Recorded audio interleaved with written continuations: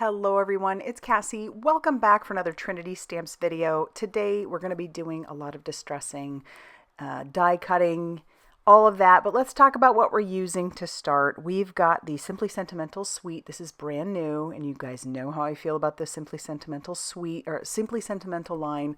I had to have the suite, and this one is just precious. We also have our Boo Brew die set. It's an older die set, but it is a classic and I love it. You can use it for fall or Halloween or however you want to do it. And I'm excited to make this card. So we're going to pull in some mixed media paper. I've got some distress spray stains. We're going to add a lot more. I just started out with the 3. But let's get started making our background. Now, if you've never made a background like this before, it is a process. I'm bringing in a Teflon sheet and I'm spraying on some salvaged patina. That is just a distress spray stain. We have some distress oxide sprays in Faded Jeans and Mermaid Lagoon. But this is a process.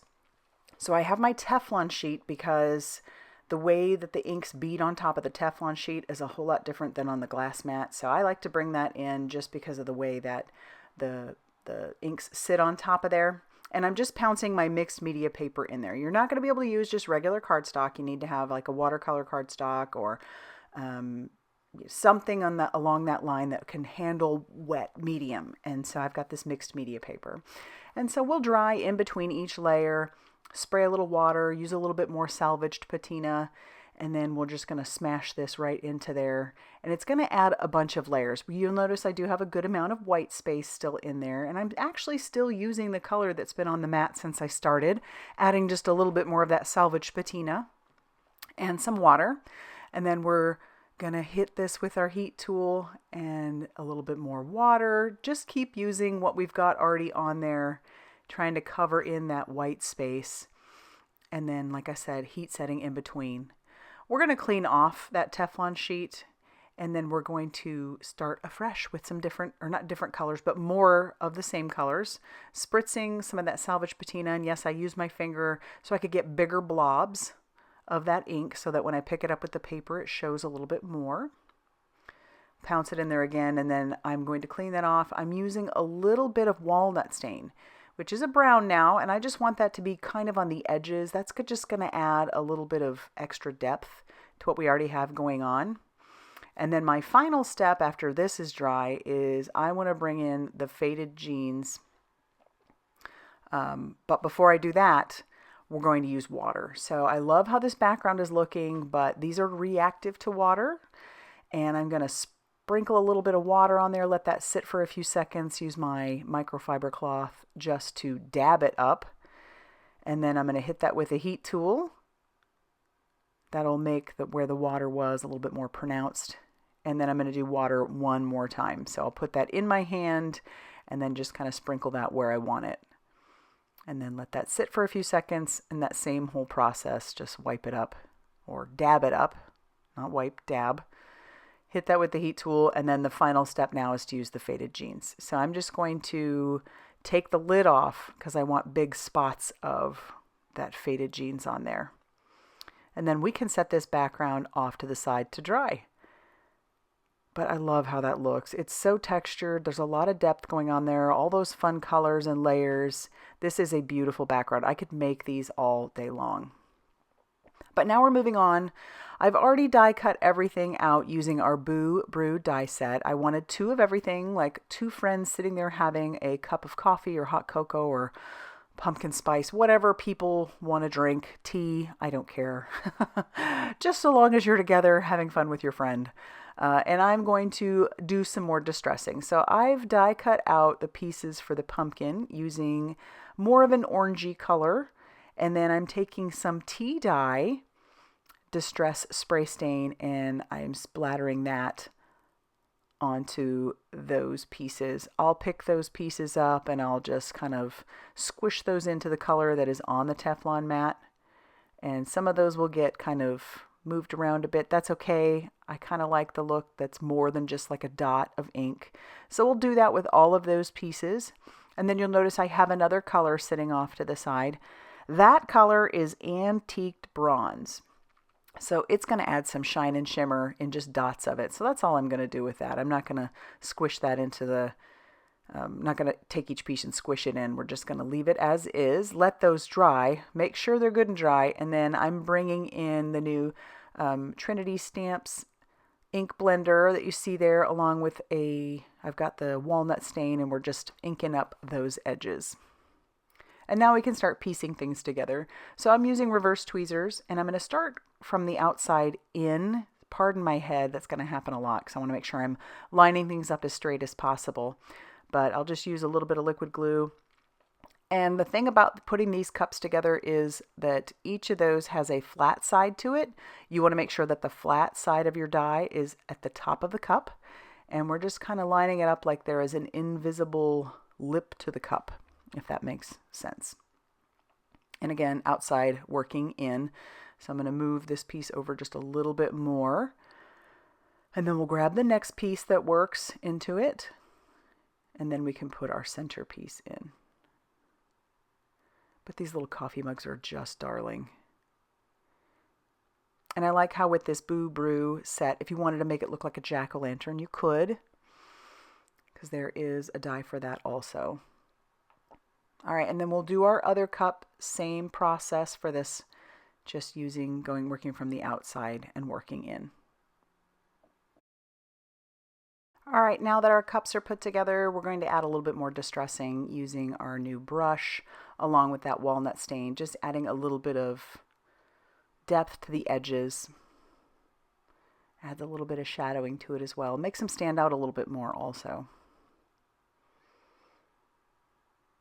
And then we can move on to the next parts, which would be the leaves. So I'm going to bring in some frayed burlap, and I'm going to sprinkle that all over the leaves that I die cut. I die cut 4 of the light green, 6 of the darker green. And then we'll do the same sort of thing with our whipped cream, except I'm using tea dye for that. And when I die cut the whipped cream out, I just flipped one of them over. And now we're going to put together our cinnamon.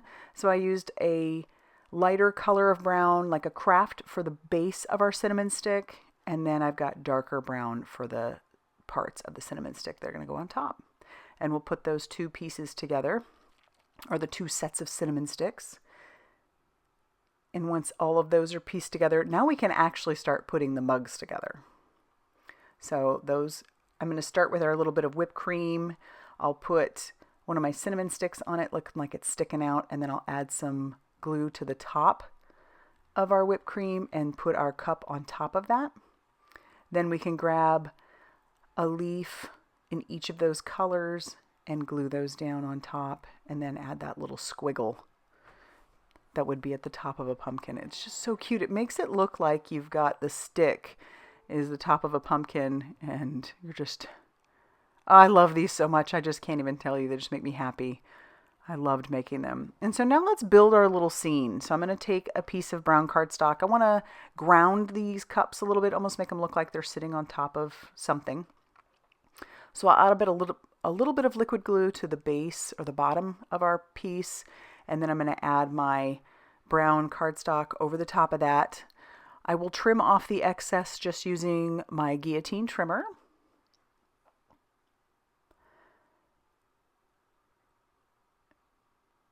And then when we're done with that, we'll start working on our sentiments.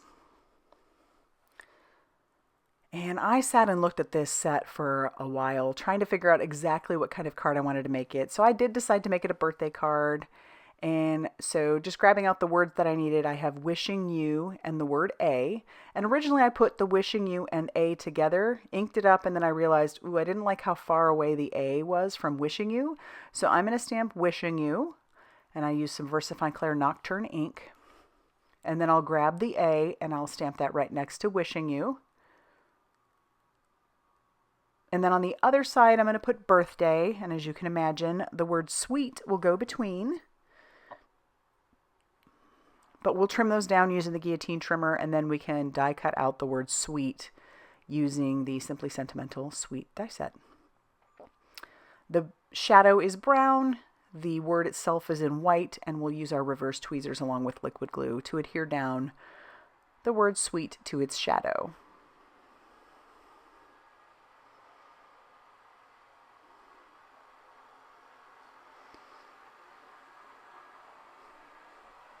All right, and then now we can actually start piecing things together. I decided since my card base is going to be white, I wanted a very tiny bit of white showing, so I trimmed off 1/8 of an inch off one long side and one short side, and then I'm just going to use my liquid glue to adhere this down to the front of my card base. That is an A2 size card base that measured 5.5 inches by 8.5 inches and was scored at 4 1/4. And there you can see I've got that nice white border around. And now instead of using foam tape, which I would typically do, I'm going to just glue everything down. This will be a fairly flat card. I mean, it does have a decent amount of layers to it, but it's fairly flat, easy mailer. And we'll put our cups right next to each other, like two friends sitting there having a cup. And then we can kind of play around with placement before we actually start adhering anything down. So I like how that's going to turn out. And our leaves will go on there. This is just going to be such a fun little fall birthday scene. All right, so let's adhere down the word sweet, reverse tweezers. I'm going to put that, I started with the word sweet because I wanted that to be in the very middle of the card. I am kind of lining things up using my glass mat also. Here I'm going to bring in the Pear Blossom Press A2 T ruler, and this way it'll help me to keep the wishing you a and the word birthday nice and straight on my card. I did want them tucked slightly behind the word sweet, so pardon my head, I'm kind of pushing that behind. And again, using our ruler. But then it's nice and straight up top. I'm going to put down one of our leaves at the very edge of the word birthday. And then we can adhere down the rest of our leaves. I do have quite a few friends that have fall birthdays. So this is a fun one to add to the little birthday card collection that I have going on that slowly gets depleted over time. And I don't add anything to the inside as of now, but I do love, love, love how this card turned out, and I hope you do too. So if you like this video, please hit that like button. Definitely consider subscribing if you haven't already done so. And be sure to check out all that Trinity Stamps has going on over on their blog, Facebook page, and Instagram for more crafty inspiration. Thanks for stopping by, and we'll see you soon.